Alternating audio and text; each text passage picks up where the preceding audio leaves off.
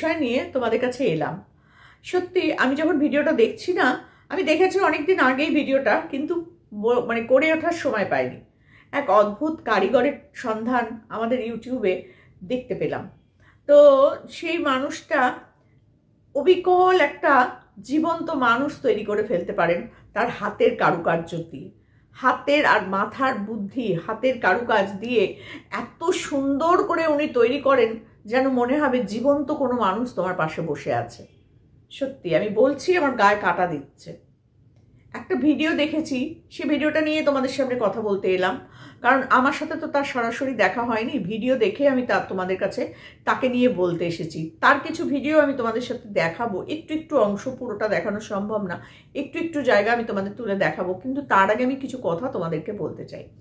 তো মানে এত সুন্দর ওনার হাতের কাজ, তোমাদেরকে কি বলবো, যেন মনে হবে একটা মানুষ জীবন্ত জীবন্ত বসে আছে, অথচ সেই মানুষটা কিন্তু জীবন্ত নয়। এত সুন্দরভাবে তিনি ফুটিয়ে তোলেন মানুষের মুখের এই বলিরেখাগুলো পর্যন্ত, মানুষের চোখের পাতা, মানুষের চোখের পাশে যে বলিরেখা থাকে, কপালে যে দাগ থাকে, মানে কোনো জিনিসটা তার বাদ যায় না, চোখের আড়াল হয় না। শুধু তাকে একটা ফটো, সামনে একটা ফটো ফেলে দিলে পরে ওই ফটোটাকে নিয়ে উনি জীবন্ত মানুষের রূপ দিয়ে দেবেন। এরকম অনেক মানুষ আছে, পরিবার আছে, কারো স্ত্রী হারিয়ে গেছেন, মানে মারা গেছেন, তার স্ত্রীকে তিনি বানিয়ে নিয়েছেন ওনার হাতের কারুকাজ, মানে কাজের মধ্যে দিয়ে। তার স্ত্রীকে দেখলে মনে হবে যে তার স্ত্রী যেন তার পাশে বসে আছে একদম। হয়তো তিনি কথা বলতে পারবেন না, কিন্তু তাকে ছোঁয়া, তাকে তার উপস্থিতিটা সেই মানুষটা কিন্তু ফিল করতে পারবে। কি অদ্ভুত না? কেউ হয়তো তার বাবাকে হারিয়েছে, কেউ হয়তো স্ত্রীকে হারিয়েছে, কেউ তার স্বামীকে হারিয়েছে, কেউ মাকে হারিয়েছে। এরকম কত পরিবার নতুন করে তাদের সেই হারিয়ে যাওয়া মানুষকে খুঁজে পেয়েছে। অদ্ভুত অদ্ভুত। প্রথমে মাটির ছাঁচে ফেলে, তার মানে যেরকমভাবে ঠাকুর বানায়, মানে বিচুলি দিয়ে তৈরি করে, তার উপরে মাটির ছাঁচ দিয়ে, তার উপরে তার তৈরির কাজ, মানে অপূর্ব। তোমরা দেখলে অবাক হয়ে যাবে। যারা এখনো দেখোনি, আমার মনে হয় অনেকেই দেখেছো তোমরা ভিডিওটা, তবুও আমার এত ভালো লাগলো যে তোমাদের সাথে একটু শেয়ার করতে বসে পড়লাম। যারা দেখোনি দেখবে তোমরা, এত ভালো লাগবে তোমাদেরকে কি বলবো। আর ওনার কথাও কিছুটা, ওনার কাজও কিছুটা তোমাদের সামনে তুলে ধরবো। আমি দেখলাম একটা, মানে প্রথম স্টার্টিংয়েই একজন বয়স্ক মহিলাকে দেখানো হয়েছে, মানে কি বলবো, যেন মনে হচ্ছে আমার বাড়ির দিদিমা, ঠাকুমা বা আমার মা বসে থাকলে যেরকম হয় না একটা বয়স্ক মানুষ, ঠিক মনে হচ্ছে উনি বসে আছেন। একবারের জন্য আমার মনে হয়নি ভিডিওটা এত সুন্দরভাবে শুরু হয়েছে যে কোনো রিপোর্টার এসে ওই বয়স্ক মহিলাকে বলছে, মাসিমা ভালো আছেন, মাসিমা ভালো আছেন। কিন্তু মাসিমা কোনো উত্তর তো দেওয়ার মতো ক্ষমতা নেই, তাই না? মাসিমা তো মূর্তি। কিন্তু তোমাদের দেখলে মনে হবে না যে ওটা একটা সত্যি করেই মাটি। মাটির সাথে অনেক কিছু মিশিয়ে উনি তৈরি করেন নিত্য নতুন করে একটা মানুষের চেহারাকে একদম অবিকলভাবে তৈরি করতে। না দেখলে তোমরা বুঝতে পারবে না। তো চলো তোমাদের সাথে একটুখানি শেয়ার করে দিই। আর আশা করি তোমরা সকলেই ভালো আছো, আমিও ভালো আছি। বেঙ্গলি ব্লগ বাই সোমাতে তোমাদের সকলকে অনেক অনেক ভালোবাসা জানাই। আর ভিডিওটা কিন্তু আমার অন্য জায়গা থেকেই দেখা, এবং ওখান থেকেই আমি রেকর্ডিং করে তোমাদেরকে একটুখানি দেখাচ্ছি। পুরোটা দেখানো সম্ভব না, একটুখানি তোমাদেরকে দেখাবো। আর মানে তোমাদের দেখলে চোখ, মন, প্রাণ ভরে যাবে। আমার তো ভীষণ ভীষণ ভালো লেগেছে, এত সুন্দর।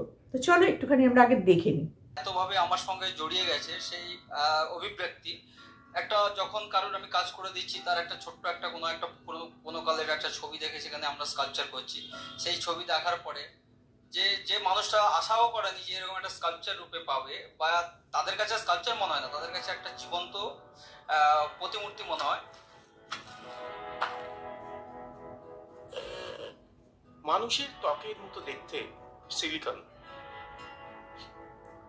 এই সিলিকন দিয়েই তৈরি হয় মূর্তিরা। ঝক্কি কম নয়, আগে মাটির ছাঁচ, তারপর ডাইস, তারপর তৈরি হয় নতুন এক জীবন। শেষে নিখুঁতভাবে চুল, দাঁত, কপালের ভাঁজ থেকে পরনের জিনিস সব একে একে প্রস্তুত করেন সুবিমল। ধৈর্যের কাজ।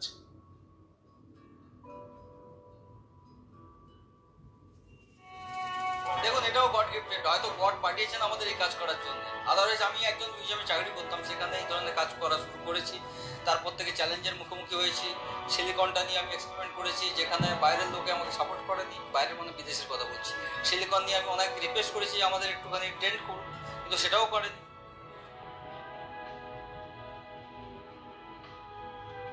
আমি এখন আছি বেহালার দত্ত পরিবারে, অরুণ বাবুর পরিবারে, কিন্তু এরা কেউই এখন ইহজগতে নেই। সুবিমল বাবুর কাছ থেকে এদেরকে আবার এই জগতে ফিরিয়ে এনেছেন, এই বাড়িতে ফিরিয়ে এনেছেন ছেলে সমীর দত্ত। ইনি পেশায় আইনজীবী। দুর্ঘটনায় শয্যাশায়ী হয়ে যান, ডাক্তাররা আশা ছেড়ে দেন। বাবার উৎসাহে মিরাকেল, নতুন জীবন ফিরে পান। সেই বাবাকে হারিয়ে ভেঙে পড়েন। তারপর সুবিমল। আমি বাবার মূর্তিটা তৈরি করতে গিয়ে সুবিমল দাসকে আমি নতুন করে চিনেছি এইভাবেই যে আমার বাবাকে ফিরিয়ে দিয়েছেন কিন্তু উনি। এখন বাবাকে ফিরিয়ে দিলে পরে ভগবান তো বলাই যায়, কারণ উনি যেভাবে আমার বাবার মানে অবিকল, তারপর যখন লাস্টে ফাইনাল টাচ যেদিন হচ্ছে সেদিন তো মানে আমি কেঁদে ফেলেছি, যে মনে হচ্ছে বাবা সম্পূর্ণরূপে আবার নতুন করে ফিরে এসছে।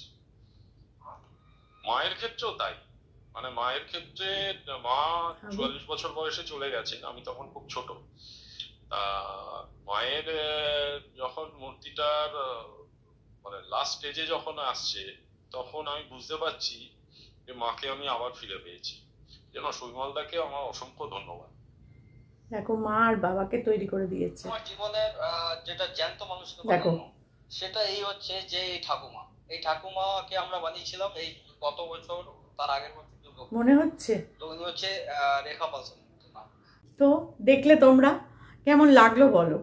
কিছুটা অংশ আমি আমার অন্য ফোন থেকে তোমাদেরকে দেখালাম, কারণ আমি আপলোড করে বা ভিডিও এডিট মানে ওই সব করে আমি আর তোমাদের দেখালাম না, সরাসরি ভিডিওটা তোমাদেরকে দেখালাম। তো কেমন লাগলো বলো? আমি তো মানে কি বলবো, আমার চোখ দিয়ে না জল পড়ে গেছে, বিশ্বাস করো। আমার যদি সত্যি প্রচুর টাকা থাকতো, নিশ্চয়ই এগুলো করতে অনেক টাকা পয়সা খরচ হয়েছে। আমি বোধহয় আমি আমার প্রিয় যে মানুষটা, সেই মানুষটার একটা মূর্তি এরকম বানিয়ে ঘরে এনে রাখতাম। অ্যাটলিস্ট এই এত বড় বাড়িটার মধ্যে আমার কখনো একা মনে হতো না, তাই না? সত্যি তো আমার মনটা ছুঁয়ে গেছে, সত্যি মনটা ছুঁয়ে গেছে যে মৃত মানুষ যে কত বছর আগে মারা গেছে, আজকে তাকে মানে একটা ছবি, জাস্ট একটা ছবি দেখে উনি অবিকল ওরকমই একটা মানুষকে তৈরি করে দিচ্ছে। মানে যেরকম তুমি ছবিটা দেবে সেম জিনিসটা তুমি তার কাছ থেকে পেয়ে যাবে, একদম জীবন্ত। শুধু কথা বলতে পারবে না, নড়তে চড়তে হাঁটতে পারবে না হয়তো, কিন্তু তোমার পাশে তো বসে থাকতে পারবে। তুমি তো তাকে নিয়ে দুটো মানে বসে বসে নিজের মনে কথা বলতে পারবে। তুমি চা খেতে বসতে তোমার পাশে বসিয়ে রাখতে পারবে। এরকমই একটা মানে ফিলিংস যে আছে, কেউ আছে আমার পাশে, তাই না? মা বাবাকে বানিয়েছে, দেখতে পেলে তোমরা। তার মা কত ছোটোবেলায়, যখন ছোট ছিল তখন তার মা মারা যায়, কিন্তু সে আবার তার মাকে ফিরে পেয়েছে। ছেলেটা যে বলছেন, যিনি বলছেন তিনিও কিন্তু বেশ বয়স্ক। তিনি তার ফিলিংসটা তুলে ধরেছেন তার বাবাকে ফিরে পেয়ে, তার মাকে ফিরে পেয়ে। তাহলে ভাবো এরকম কত মানুষ আছে যে তার প্রিয়জনকে হারিয়ে পাগল হয়ে যায়। এবার তারা যদি এরকম বানিয়ে নেয় ওনার কাছে গিয়ে, তাহলে তো সেই মানুষটা হারিয়ে যাওয়ার যন্ত্রণাটা ভোগ করতে হয় না। না, সত্যি ভীষণ ভীষণ ভালো লাগলো। ওনাকে আমার অনেক অনেক মানে ধন্যবাদ বলতে, মানে কি বলবো, ওনাকে বললে যা বলবো তা অনেক কম হবে। তো তোমাদেরকে দেখালাম, কেমন লেগেছে তোমরা বলো। আর আমার তো ভীষণ ভালো লেগেছে, তাই একটু তোমাদের সাথে শেয়ার করে দিলাম। আমি এরকমই গো, যেটা আমার ভালো লাগে আমার মনে হয় কি তোমাদের সাথে একটু শেয়ার করে দিই, তাই একটু শেয়ার করলাম। যদি ভালো লাগে তাহলে অবশ্যই কমেন্ট করে জানিও। টাটা।